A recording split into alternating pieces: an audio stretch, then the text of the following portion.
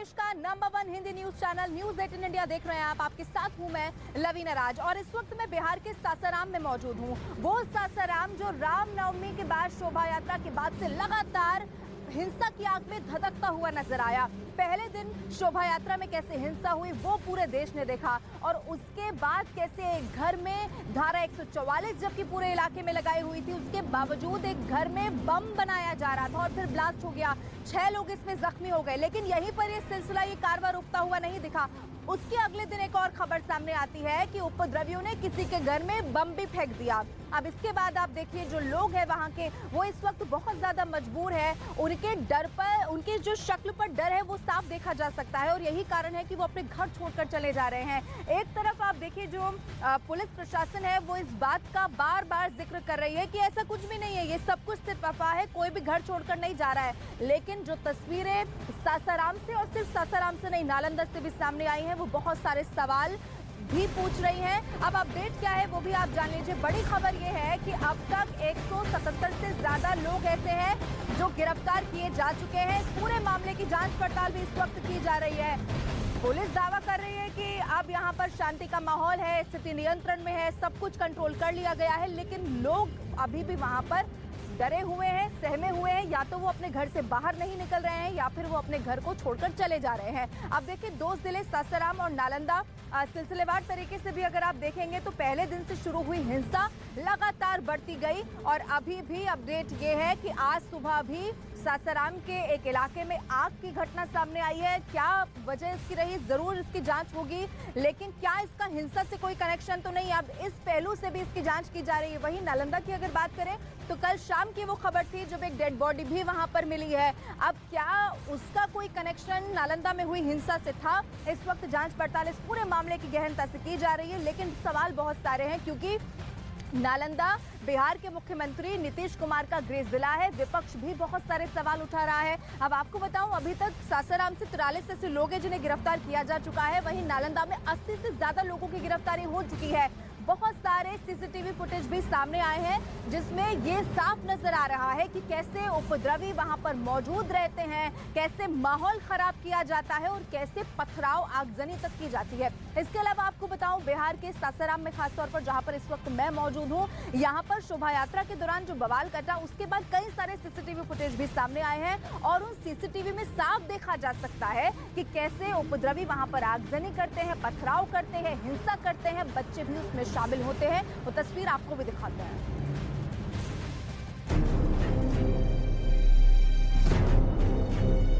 बिहार का नालंदा और सासाराम जिला अभी भी दहशत में है। रामनवमी के दूसरे दिन सासाराम में पथराव और आगजनी हुई घटनाओं ने दोनों जिलों को दहशत में डाल दिया। दोनों शहर अब शांत हैं, लेकिन तनाव अब भी बरकरार है। सासाराम में हिंसा का इतना खौफ है कि कुछ लोग अपना घर छोड़कर जा चुके हैं, तो वहीं नालंदा में हिंसा की आग के बाद अभी भी धुएं का गुबार दिख रहा है।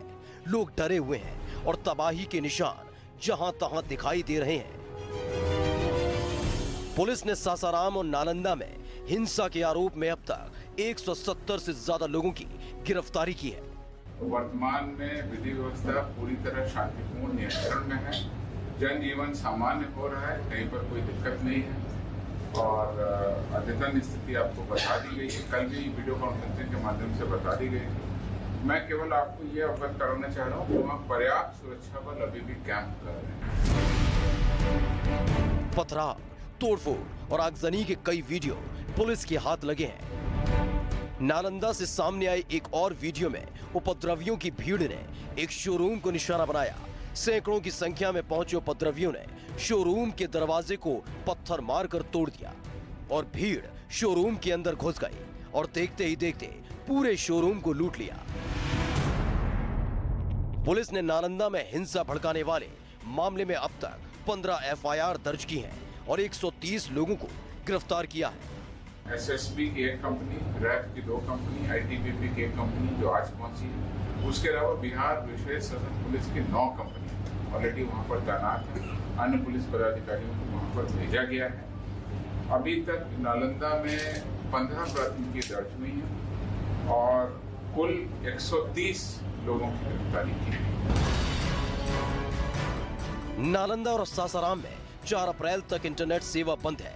बावजूद इसके लोगों के बीच अफवाहें तैर रही हैं। हालातों को देखते हुए दोनों जिलों में स्कूल कॉलेज भी 4 अप्रैल तक बंद है। बीते 31 मार्च को रामनवमी की शोभा यात्रा के दौरान पथराव से शुरू हुई हिंसा ने पूरा माहौल ही बदल कर रख दिया, जिसकी दहशत लोगों के अंदर अब भी दिखाई दे रही है। लोग अपने अपने घरों में दुबके हैं और सड़कों पर पुलिस और सेंट्रल फोर्स के जवान मार्च करते नजर आ रहे हैं।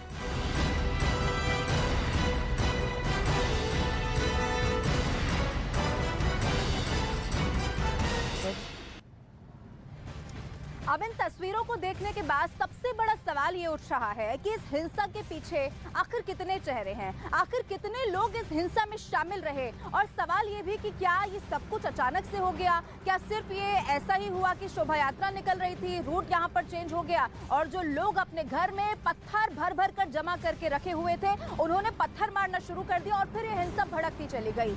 ये सवाल इसीलिए है क्योंकि जो सीसीटीवी फुटेज सामने आए हैं उनमें साफ देखा जा सकता है कि कैसे लोग इरादतन यहाँ पर पत्थरबाजी करते हुए दिख रहे हैं, आगजनी करते हुए दिख रहे हैं और बहुत सारे इसमें बच्चे भी आपको आगे आगे चलते हुए हिंसा करते हुए दिखाई दे जाएंगे। अब इन्हीं के आधार पर, इन्हीं सीसीटीवी फुटेज के आधार पर जो सबूत अभी तक पाए गए हैं, इन सभी के आधार पर पुलिस की तफ्तीश भी बहुत तेजी के साथ आगे बढ़ रही है क्योंकि सवालिया निशान पुलिस प्रशासन पर भी है कि जब रामनवमी का इतना सेंसिटिव मौका था और पहले भी रामनवमी के मौके पर हिंसा हो चुकी है तो फिर आखिर उतनी मुस्तैदी क्यों नहीं दिखाई गई। इन सब के बाद अब जांच पड़ताल बहुत तेजी के साथ आगे बढ़ चुकी है, धरपकड़ भी आरोपियों की अब की जा रही है।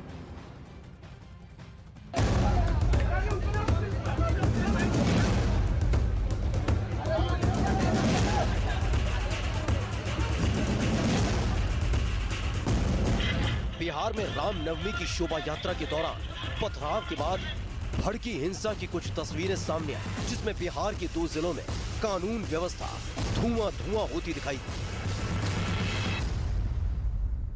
पत्थरबाजी, आगजनी, गोलीबारी और धमाके ने लोगों को दहला कर रख दिया। बवाल की शुरुआत रामनवमी के अगले दिन रोहतास नगर से हुई, जहां 2 गुट आपस में भिड़ गए। फिर हिंसा की आग ने पूरे इलाके को अपनी चपेट में ले लिया। नालंदा में भड़की हिंसा की जांच कर रही पुलिस के हाथ कई सीसीटीवी वीडियो लगे हैं। नालंदा के बिहार शरीफ से सामने आए सीसीटीवी वीडियो में उपद्रवी आगजनी और पथराव करते दिखाई दिए और हिंसा की आग में करोड़ों का नुकसान हुआ। सामने आए वीडियो में बिहार शरीफ के एक इलाके में उपद्रवी बड़ी संख्या में पहुंचे और वहां खड़ी एक गाड़ी को आग के हवाले कर दिया। इसके बाद भी उपद्रवी नहीं रुके और पथराव करते हुए आगे बढ़ते रहे। इसी दौरान उपद्रवियों ने इलाके में कॉपी किताबों के गोदाम को निशाना बनाया और उसमें तोड़फोड़ करने के साथ साथ उसे आग के हवाले कर दिया। सासाराम रामनवमी की शोभा यात्रा में हुए पथराव के बाद हिंसा की आग में जल उठा। हिंसा फैलाने वालों की पुलिस लगातार पहचान और गिरफ्तारियां कर रही है। अब तक सासाराम में 43 लोगों को गिरफ्तार किया जा चुका है। बाकी उपद्रवियों की भी तलाश की जा रही है। रोहतास में कुल 3 प्राथमिकी दर्ज की गई और उसमें 43 लोगों को अभी तक गिरफ्तार किया गया है। कांडों का अनुसंधान गहन तरीके से किया जा रहा है। अलग अलग टीम कांडों के अनुसंधान में कार्रवाई कर रही है और पुलिस अब आगे भी जो सर्च के अनुसार कार्रवाई करनी है वो करेगी। बिहार का सासाराम सहमा हुआ है। लोग घरों में दुबके हुए हैं। हिंसा तो खत्म हो चुकी है, लेकिन लोगों के दिलों में हिंसा की दहशत अभी भी बरकरार है। सड़कों पर पुलिस का पहरा है। दहशत की वजह से लोग घरों से बाहर निकलने में भी डर रहे हैं, क्योंकि हिंसा की साजिश रचने वाले अभी भी छिटपुट कोशिशों को अंजाम देने और अफवाहों को फैलाने की फिराक में है। इस बीच सासाराम में विस्फोट की खबर ने एक बार फिर सबको डरा दिया, लेकिन पुलिस ने दावा किया कि सासाराम शांत है और किसी तरह का विस्फोट नहीं हुआ।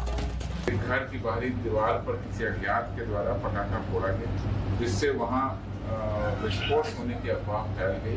उस दीवार पर पटाखा के कारण जो काले जैसा निशान हो गया है उसको भी देखा गया है और वहां पर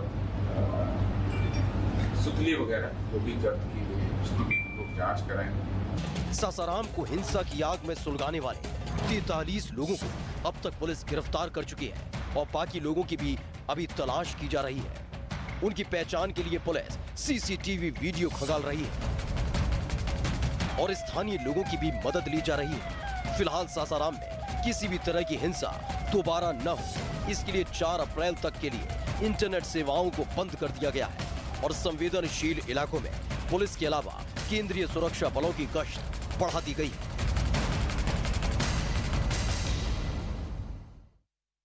और आइए एक नजर डाल लेते हैं बिहार हिंसा से जुड़ी 10 बड़ी खबरों पर। बिहार हिंसा में अब तक 177 लोग गिरफ्तार किए जा चुके हैं। नालंदा से 130, सासाराम से 43 लोग पकड़े गए। बिहार के सासाराम और नालंदा में अभी हालत शांतिपूर्ण है, हालांकि दोनों ही जगहों पर धारा 144 भी लागू। बिहार के संवेदनशील इलाकों में सुरक्षा बढ़ा दी गई है। कई जगह सुरक्षा बल के जवानों ने फ्लैग मार्च किया और लोगों को सुरक्षा का भरोसा दिया। सासाराम और नालंदा में इंटरनेट सेवा आज रात तक बंद है और सभी स्कूल भी आज बंद रहेंगे। बिहार पुलिस हिंसा में शामिल लोगों की पहचान करने में जुटी है। ऐसे उपद्रवियों को जल्द गिरफ्तार करने का पुलिस ने किया है दावा। बिहार हिंसा में पुलिस ने कई सीसीटीवी वीडियो जब्त किए। इसमें कई लोग आगजनी, पथराव और लूटपाट करते दिखाई दे रहे हैं। बिहार के रोहतास में भी सभी स्कूल और शैक्षणिक संस्थानों को बंद रखने का आदेश जारी किया गया है। रोहतास में इंटरनेट सेवा भी अभी रहेगी बंद। पुलिस ने उपद्रवियों से सख्ती से निपटने का किया है दावा। सासाराम में बम बनाते वक्त घायल हुए शख्स को ठीक होने के बाद किया गया गिरफ्तार। बिहार में हिंसा पर बीजेपी ने नीतीश को घेरा। बीजेपी ने बिहार में कानून व्यवस्था खराब होने का लगाया आरोप। रामनवमी के दिन शोभा यात्रा के दौरान हुई हिंसा के खिलाफ सुप्रीम कोर्ट में याचिका दायर की गई और हिंसा की हाई लेवल जांच की गई मांग।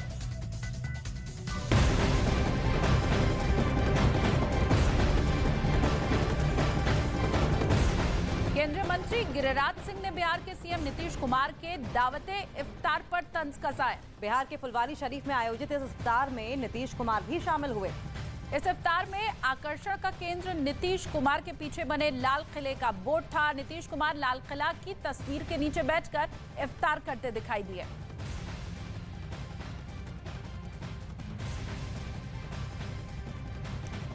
तस्वीरें आपकी टीवी स्क्रीन पर आप देख रहे हैं। जिस तरीके से लगातार नीतीश कुमार और तमाम सहयोगी पार्टी की ओर से दावा इस बात का किया जाता रहा है कि नीतीश कुमार प्रधानमंत्री पद के दावेदार होंगे और ऐसे में लाल किला कहीं ना कहीं दिल्ली को प्रदर्शित करता है, यानी कि दिल्ली की सत्ता के सिंहासन पर बैठने का जो मैसेज है वो कहीं ना कहीं इस पोस्टर के जरिए देखने को मिल रहा है। नीतीश कुमार लाल किला की तस्वीर के नीचे बैठकर इफ्तार करते हुए नजर आए हैं। ये बेहद दिलचस्प तस्वीर निकलकर सामने आई।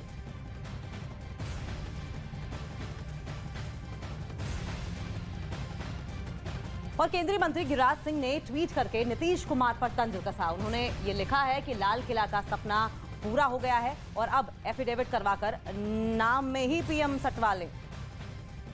तो गिरिराज सिंह का जो ट्वीट है वो इस वक्त हम आपको दिखा रहे हैं। इस वक्त हमारे आप जो है पूरे देश के सपने देख रहे हो।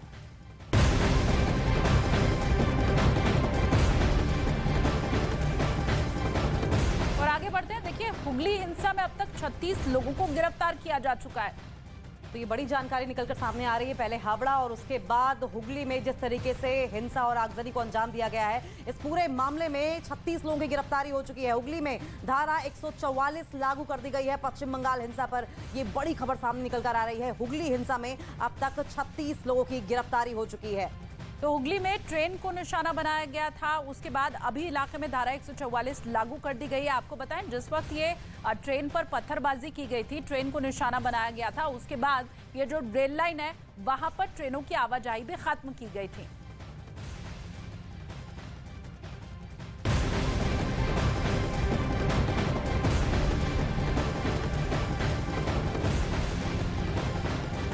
और पश्चिम बंगाल में हिंसा खत्म होने का नाम नहीं ले रही है। एक दिन पहले हुगली में शोभा यात्रा पर हुए पथराव के बाद देर रात उपद्रवियों ने कानून व्यवस्था को एक बार फिर से चुनौती दी है। ट्रेन के ऊपर पथराव यहां पर किया गया और उसके बाद हावड़ा बर्धमान रूट को सस्पेंड कर दिया गया। ये बड़ी खबर आपको इस वक्त हम बता रहे हैं। पश्चिम बंगाल के हुगली में एक बार फिर से हिंसा की खबर है। यहां देर रात ट्रेन के ऊपर पथराव किया गया और उसके बाद हावड़ा बर्धमान रूट को सस्पेंड करना पड़ा। हावड़ा वर्धमान रूट को लगभग 3 घंटे के लिए सस्पेंड कर दिया गया था, जिसकी वजह से अलग अलग स्टेशनों पर तमाम यात्री फंसे हुए थे, परेशान हो रहे थे, लेकिन उसके बाद इस रूट को बहाल कर दिया गया।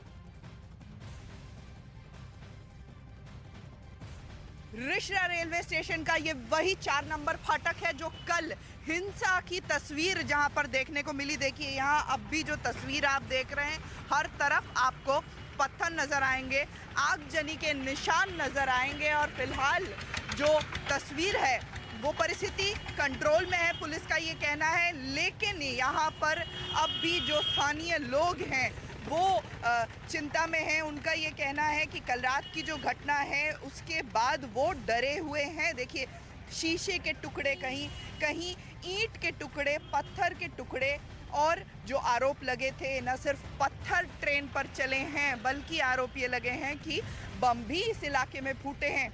ये वही इलाका है जहां पर रेल को भी रोक दिया गया। रेल परिसेवा 3 घंटे तक बाधित रही। लोकल ट्रेनों में घर लौटने वाले हैरान परेशान रहे। करीब 3 घंटे तक वो अलग अलग स्टेशनों पे फंसे रहे और कई लंबी दूरी की ट्रेनें भी फंसी रही। ट्रेनें उत्तरपाड़ा, कोन्नगर, रिश्रा सभी जगह पर करीब करीब 3 घंटे ये परिसेवा बाधित रही। तो पश्चिम बंगाल में भी देखिए हिंसा है कि खत्म होने का नाम ही नहीं लेती है। बताया ये भी जा रहा है कि वहां पर रामनवमी के बाद से जो हिंसा शुरू हुई वो अभी तक अलग अलग छिटपुट घटनाएं वहां पर लगातार देखी जा रही है। सीधा रुक करते हैं, इस वक्त मेरे से होगी आशिका, खबर पर ज्यादा जानकारी के साथ जुड़ गई। आशिका, अगर अभी वो खबर हम देख रहे थे कि जिसमें ये बताया गया कि रेल सेवा भी यहाँ पर प्रभावित हो रही है, लोगों को भी बहुत दिक्कतों का सामना करना पड़ रहा है। अभी वहाँ पर क्या स्थिति बनी हुई है? क्या ये माना जाए कि जो पाबंदियां वहाँ पर अभी लगाई हुई हैं अभी हटने की स्थिति में है? आशिका,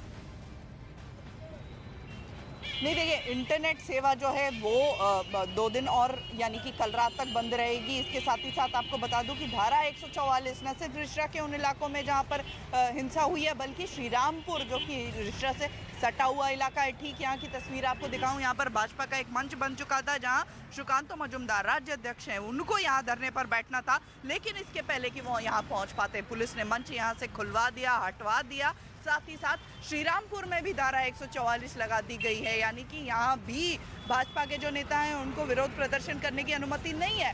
तो कल जैसी तस्वीर आज भी हो सकता है देखने को मिले। इस बीच राज्यपाल जो है सीवी आनंद बोस वो दार्जिलिंग उत्तर बंगाल में थे, वहाँ से अपने जो उनका सफ़र है, यात्रा है, उसको छोटा करके वापस कोलकाता लौटे हैं। राज्य की लॉ एंड ऑर्डर की परिस्थिति को देखते हुए उन्होंने लौटते ही संदेश दिया है कि जो भी हिंसा करने वाले हैं किसी को भी माफ़ी नहीं मिलेगी, सख्त कार्रवाई होगी, लोगों के साथ हैं वो। और साथ ही साथ संभव है कि अभी सुकांतो मजुमदार जो कि भाजपा के राज्य अध्यक्ष हैं, उनके आने की बात है।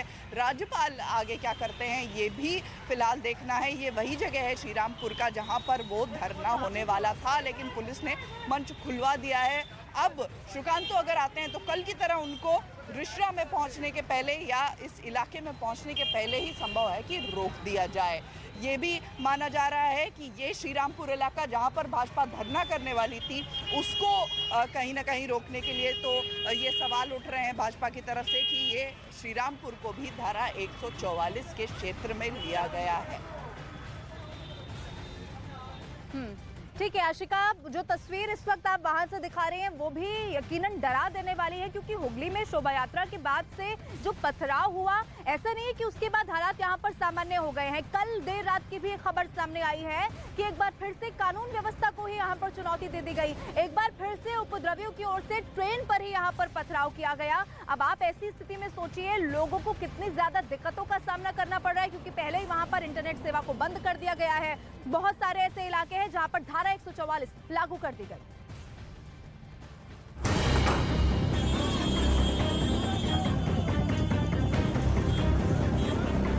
बीते बीती रात पश्चिम बंगाल की हुगली में एक बार फिर बवाल हो गया। आधी रात हुगली के रिषड़ा में फिर हिंसा हुई और इस बार उपद्रवियों ने ट्रेन को निशाना बनाया। अराजक तत्वों ने ट्रेन पर पथराव किया, जिसके बाद हावड़ा बर्धमान मेन लाइन पर ट्रेन की आवाजाही को रोकना पड़ा। मौके पर भारी पुलिस फोर्स भेजी गई। उपद्रवियों ने फोर्स पर भी पथराव किया। सामने आए वीडियो में अर्धसैनिक बल के जवान पत्थरबाजों से मोर्चा लेते दिखे। यात्रियों की सुरक्षा को देखते हुए रेल अधिकारियों ने हावड़ा बर्धमान मेन लाइन को सस्पेंड कर दिया और लोकल ट्रेन समेत सभी ट्रेनों की आवाजाही को रोक दिया। रात करीब 10 बजे हुए बवाल के बाद रुकी हुई ट्रेन की आवाजाही को 3 घंटे तक रोकने के बाद रात करीब 1 बजे फिर से शुरू किया जा सका। ये वही इलाका है जहां पर रेल को भी रोक दिया गया। रेल परिसेवा 3 घंटे तक बाधित रही। लोकल ट्रेनों में घर लौटने वाले हैरान परेशान रहे। करीब 3 घंटे तक वो अलग अलग स्टेशनों पे फंसे रहे और कई लंबी दूरी की ट्रेनें भी फंसी रही। ट्रेनें उत्तरपाड़ा, कोन्नगर, रिषड़ा सभी जगह पर करीब 3 घंटे ये परिसेवा बाधित रही। हुगली के रिषड़ा में ये बवाल सुभाष नगर हाउसिंग सोसाइटी में हुई हिंसा के बाद शुरू हुआ, जिसके बाद उपद्रवी रेलवे ट्रैक पर आ गए और जमकर हंगामा किया। वहीं खड़ी कई गाड़ियों को आग के हवाले कर दिया। तस्वीर इस तरफ की भी देखिए, रेलवे फाटक के दूसरी तरफ भी आपको वही तस्वीर नजर आएगी जहां पर आपको ईंट के टुकड़े, शीशे के टुकड़े नजर आएंगे। तोड़फोड़ हुई है, आगजनी हुई है, पुलिस के वाहन में भी आगजनी हुई है। आरोप ये लगे हैं। एक तस्वीर हमने आपको फाटक के उस पार दिखाई रेलवे के, और एक अब हम आपको इस तरफ दिखा रहे हैं। उपद्रवियों पर बमबाजी के भी आरोप लग रहे हैं। हालांकि पुलिस और सुरक्षा बल ने मोर्चा संभालते हुए बवाल को शांत करा दिया। रिषड़ा रेलवे स्टेशन का ये वही 4 नंबर फाटक है जो कल हिंसा की तस्वीर जहां पर देखने को मिली। देखिए यहाँ अब भी जो तस्वीर आप देख रहे हैं, हर तरफ आपको पत्थर नजर आएंगे, आगजनी के निशान नजर आएंगे। और फिलहाल जो तस्वीर है वो परिस्थिति कंट्रोल में है, पुलिस का ये कहना है। लेकिन यहाँ पर अब भी जो स्थानीय लोग हैं वो चिंता में हैं। उनका ये कहना है कि कल रात की जो घटना है उसके बाद वो डरे हुए हैं। देखिए शीशे के टुकड़े, कहीं ईंट के टुकड़े, पत्थर के टुकड़े, और जो आरोप लगे थे न सिर्फ पत्थर ट्रेन पर चले हैं बल्कि आरोप ये लगे हैं कि बम भी इस इलाके में फूटे हैं। बता दें कि एक दिन पहले हुगली में राम नवमी की शोभा यात्रा निकली थी, जिस पर रिषड़ा इलाके में एक समुदाय के लोगों ने पथराव कर दिया था। पत्थरबाजी के साथ ही आगजनी की घटना को भी अंजाम दिया गया था। इस दौरान आगजनी और पत्थरबाजी की घटना हुई। ये शोभा यात्रा हुगली के रिषड़ा में निकाली गई थी, जिसमें बीजेपी नेता दिलीप घोष भी शामिल हुए थे। रिषड़ा में हिंसा की वजह से धारा 144 लगाई गई थी और इंटरनेट भी बंद कर दिया गया था। लेकिन देर रात उपद्रवियों ने एक बार फिर ट्रेन पर पथराव कर हिंसा फैलाने की कोशिश की। फिलहाल सुरक्षा बल के मोर्चा संभालने के बाद इलाके में शांति है। कल रात को वही तस्वीर, उस फाटक से लेकर के इस फाटक तक पत्थर चले हैं रेल के ऊपर जो आरोप लगे हैं, और रेल सेवा 3 घंटे से ज़्यादा तक बाधित रही है। और फिलहाल हालांकि परिस्थिति काबू में है, लेकिन इलाके में तनाव अब भी बना हुआ है।